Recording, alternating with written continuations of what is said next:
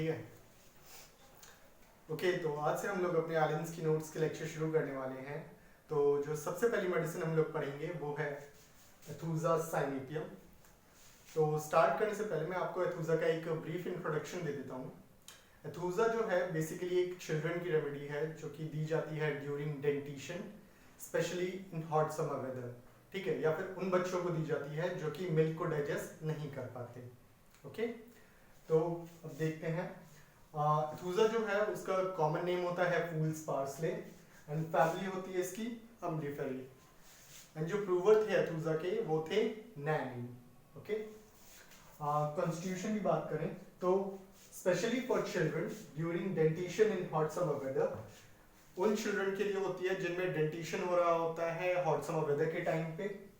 Children who can not bear milk, ऐसे बच्चों के लिए जो कि मिल्क को डाइजेस्ट नहीं कर पाते, ठीक है। मेंटल्स की बात करें अगर, idiocy in children, incapability to think, confused. Aethusa का जो चाइल्ड होता है उसमें इडियोसी पाई जाती है। इडियोसी का मतलब क्या होता है कि जो मेंटली ज्यादा एक्टिव ना हो, ठीक है। तो एथुसा का जो चाइल्ड होता है वो इडियोटिक होता है, यानी ज्यादा मेंटली एक्टिव नहीं रहता, कंफ्यूज रहता है, ज्यादा टाइम तक किसी चीज में कंसंट्रेशन नहीं बना पाता। कोई भी काम कर रहा होता है, चाहे वो पढ़ाई हो या कोई भी काम कर रखा होता है, तो उसमें ज्यादा देर तक कंसंट्रेट नहीं रह पाता। इसी वजह से क्या होता है कि एथुसा एक बहुत ही अच्छी रेमेडी है for lack of concentration in children में। ओके, वैसे लैक ऑफ कंसंट्रेशन की बात की जाए तो एथुसा जो है एग्जामिनेशन फंक में भी दी जाती है। एग्जामिनेशन फंक क्या होता है? एग्जामिनेशन फंक कुछ इस तरीके से होता है कि जैसे कि मान लीजिए बच्चा है तो बहुत सारा एग्जाम है उसका, उसने बहुत सारा पढ़ा, बहुत सारा पढ़ा, बहुत सारा पढ़ा, लेकिन जैसे ही वो एग्जाम देने जा रहा होता है तो उसके दिमाग में उसको लगता है कि बस आप कुछ है ना जाता जा रहा है, जाता जा रहा है, जाता जा रहा है। जब एग्जाम देने बैठता है तो उसको ऐसा लगता है कि उसके दिमाग से सब निकल गया, तो इसे कहते हैं एग्जामिनेशन फंक। तो एथुसा जो है एग्जामिनेशन फंक की भी एक काफी अच्छी रेमेडी है। वैसे अगर बात करें एग्जामिनेशन फंक की तो एग्जामिनेशन फंक एथुसा में भी देखने को मिलता है एंड इसके साथ साथ एग्जामिनेशन फंक अर्जेंटिकम नाइट्रिकम में भी देखने को मिलता है। ओके, अब हम बात करते हैं फिजिकल जनरल्स की। तो ग्रेट वीकनेस देखने को मिलती है इसमें। Children can not stand, unable to hold up the head, Abrotanum. जो एथुसा का जो चाइल्ड होता है उसमें ग्रेट वीकनेस, बहुत ज्यादा वीक होता है ना। एथुसा का चाइल्ड इतना वीक होता है कि वो ढंग से खड़ा भी नहीं हो पाता। इवन जो उसका हेड होता है वो अपने हेड को भी है ना एक जगह सीधा होल्ड करके नहीं रख पाता। उसका हेड भी जो होता है एथुसा के चिल्ड्रन का वो ऐसे ऐसे ऐसे जो है होता रहता है। एंड सेम चीज आपको देखने को मिलती है एब्रोटिनम में। अब यहाँ पे डिफरेंस क्या होता है एथुसा और एब्रोटिनम की वीकनेस में? एथुसा का जो चाइल्ड होता है उसमें जो वीकनेस होती है मोस्टली अपर पार्ट में होती है, एंड जो एब्रोटिनम जो होता है उसमें जो वीकनेस देखने को मिलती है वो देखने को मिलती है स्पेशली इन लोअर एक्सट्रीमिटीज, ठीक है। जो लोअर लिम्स होते हैं उनमें देखने को मिलती है weakness. Prostration with sleepiness after vomiting, after stool, after spasm. Prostration with sleepiness देखने को मिलता है उसमें एथुसा में। प्रोस्ट्रेशन क्या होता है? प्रोस्ट्रेशन होता है कि आपको लेटने की, मतलब जो उल्टा लेटने की टेंडेंसी होती है उसको कहते हैं प्रोस्ट्रेशन। तो एथुसा का जो चाइल्ड होता है उसमें प्रोस्ट्रेशन विद स्लीपीनेस देखने को मिलता है, यानी कि उसका मन करता है कि वो उल्टा लेट जाए और उसको फिर नींद आने लगती है। तो प्रोस्ट्रेशन विद स्लीपीनेस कब देखने को मिलता है? आफ्टर वॉमिटिंग, जब वो वॉमिट करता है उसके बाद उसको प्रोस्ट्रेशन होता है। आफ्टर स्टूल, जब वो स्टूल पास करता है देन उसके बाद। आफ्टर स्पैज्म, जब उसके है ना स्पैज्म हो रहा होता है स्टमक में या कहीं पे भी, तब देखने को मिलता है प्रोस्ट्रेशन। एथुसा का एक बहुत ही की सिम्टम है जो कि है कंप्लीट एब्सेंस ऑफ थ्रस्ट, ठीक है। कंप्लीट एब्सेंस ऑफ थ्रस्ट यानी कि एथुसा में जो होता है ना प्यास बहुत कम होती है, बहुत कम होती है। And complete absence of thirst Aethusa के साथ साथ दो और मेडिसिन में देखने को मिलता है जो कि है एपिस एंड पल्सिटिला। तो टोटल 3 मेडिसिन में आपको कंप्लीट एब्सेंस ऑफ थ्रस्ट देखने को मिलती है, एथुसा, एपिस एंड पल्सिटिला। अब मैं आपको डिफरेंस बताना चाहूंगा कि क्या होता है थ्रस्ट में एथुसा की, एपिस की एंड पल्सिटिला की। देखिए, जो एथुसा एंड पल्सिटिला की जो थ्रस्ट होती है वो कैसी होती है? दोनों में ही कंप्लीट एब्सेंस ऑफ थ्रस्ट पाई जाती है, और दोनों में ही क्या होता है कि जो माउथ एंड थ्रोट जो होता है वो एकदम ड्राई रहता है। लेकिन एपिस में क्या देखने को मिलता है, एपिस में भी कंप्लीट एब्सेंस ऑफ थ्रस्ट देखने को मिलती है, लेकिन एपिस में क्या होता है कि जो उसका माउथ एंड थ्रोट जो होता है वो मॉइस्ट देखने को मिलता है। एंड एक और चीज, एपिस में जनरली अगर हम देखते हैं तो कंप्लीट एब्सेंस ऑफ थ्रस्ट मिलती है, ठीक है, लेकिन फीवर के टाइम पे, ठीक है, लेकिन इंटरमिटेंट फीवर के टाइम पे एपिस में भी थ्रस्ट देखने को मिलती है, ठीक है। देन हम अब बात करेंगे फेस की।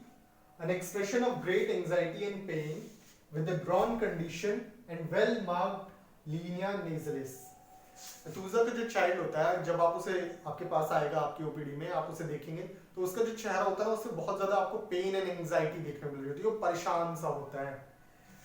विद वेल मार्क्ड लीनिया नेजलिस, ठीक है, ये भी एक बहुत ही की सिम्टम है एथुसा का। जब आप उसे देखेंगे तो उसका फेस जो होगा उस पर पेन एंड एंजाइटी होगी, एंड जो उसके अगर आप देखेंगे ध्यान से तो जो उसके अपर लिप्स होंगे वो एकदम वाइट हो रखे होंगे, पर्ल वाइट हो रखे होंगे, एंड जो उसका लीनिया नेजलिस होता है यानी कि जो नोज के जो नीचे की लाइनिंग होती है लीनिया नेजलिस, वो आपको बिल्कुल वाइट देखने को मिलती है, यानी कि एथुसा में आपको वेल मार्क्ड लीनिया नेजलिस देखने को मिलता है। ये भी एक पिन पॉइंट है एथुसा का।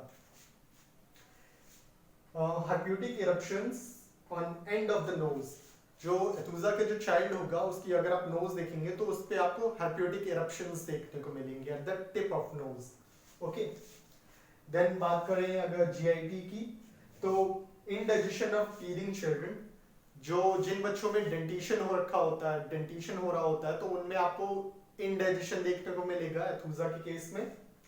Violent sudden vomiting of a frothy milky white substance और येलो फ्लूइड, जब भी वो कुछ भी खाएगा या पिएगा उसको सडन वॉमिट होगी, वायलेंट मतलब बहुत तेज और सडन वॉमिट होगी। कैसी होगी उसकी वॉमिट?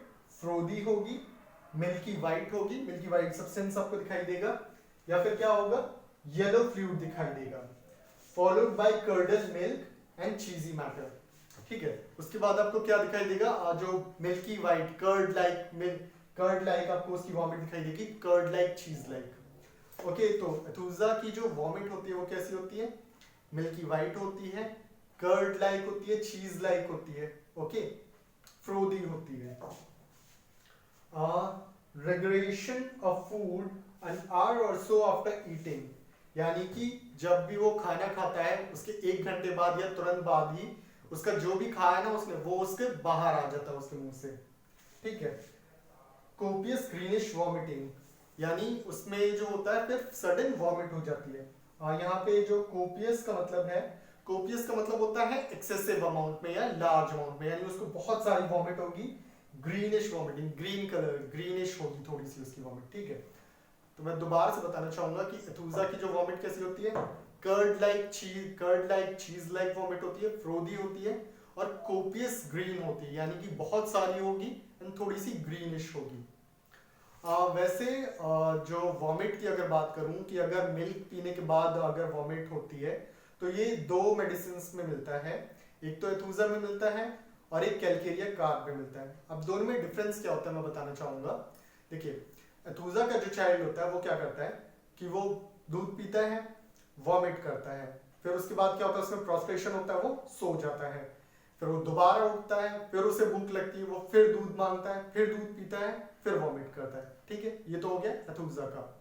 अब कैलकेरिया कार्प का जो बच्चा होता है वो कैसा होता है, वो दूध पीता है, वॉमिट करता है, प्रोस्ट्रेशन होता है, सो जाता है, लेकिन फिर जब वो दोबारा उठता है तो ड्यू टू वॉमिटिंग जो उसे पिछली बार हुई थी उसके माउथ में एक खट्टापन सा है ना वो लगता है उसे, जिसकी वजह से वो दोबारा जो है दूध नहीं मांगता, ठीक है। तो ये डिफरेंस है एथुसा के चाइल्ड की वॉमिट में मिल्क पीने के बाद और कैलकेरिया कार्प के चाइल्ड के बीच में, ओके।